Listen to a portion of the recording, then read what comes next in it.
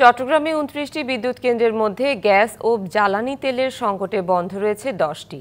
এর মধ্যে ১৯টি চালু থাকলেও খুঁড়িয়ে চলছে ৬টি। এছাড়া উৎপাদন ক্ষমতার অর্ধেক উৎপাদনে চলছে ৫টি বিদ্যুৎ কেন্দ্র। টানা তাপপ্রবাহের মধ্যে লোডশেডিংয়ে অতিষ্ঠ হয়ে উঠেছে জনজীবন। জাতীয় গ্রিড থেকে বিদ্যুতের বরাদ্দ বৃদ্ধির দাবি চট্টগ্রামবাসীর। চট্টগ্রামে গরমের সঙ্গে পাল্লা দিয়ে বাড়ছে লোডশেডিং। বিভিন্ন স্থানে দিনে অন্তত ৭ থেকে ৮ বার আসা যাওয়া করে বিদ্যুৎ। একদিকে তীব্র গরম, অন্যদিকে লোডশেডিংয়ের যন্ত্রণায় চরম দুর্ভোগে বাসিন্দারা। অসহ্য গরমের জন্য তো একদম নাজেহাল অবস্থা। অসুস্থ হয়ে যাচ্ছে, চারিদিকে সবাই খুব অসুস্থ হয়ে যাচ্ছে, বাচ্চারা অসুস্থ হয়ে যাচ্ছে। সামনে এক্সাম থাকতেছে, পড়ালেখার সময়, এই সময় কারেন্ট চলে যাচ্ছে, অনেক সময় জেনারেটর সাপ্লাই দিচ্ছে না। চট্টগ্রামে দৈনিক বিদ্যুতের চাহিদা প্রায় ১,২৯৪ মেগাওয়াট, কিন্তু এর বিপরীতে সরবরাহ করা হচ্ছে ৯৮০ মেগাওয়াট। ছোট বড় ১৯টি বিদ্যুৎ কেন্দ্রে দিনে উৎপাদন হয় ১,৪৫০ মেগাওয়াট বিদ্যুৎ, যা চলে যায় জাতীয় গ্রিডে।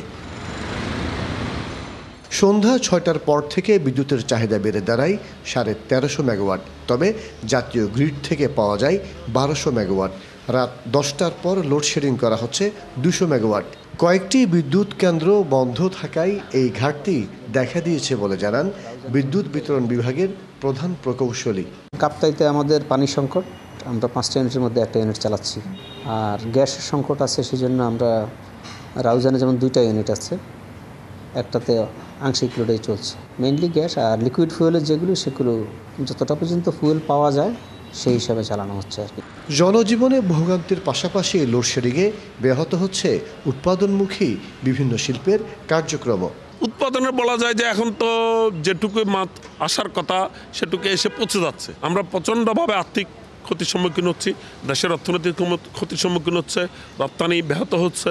এই অবস্থা থেকে পরিত্রাণ করা উচিত। জাতীয় গ্রিড থেকে চট্টগ্রামে বিদ্যুতের সরবরাহ বাড়ানোর দাবি নগরবাসীর। মাসুদুল হক, ডিবিসি নিউজ, চট্টগ্রাম।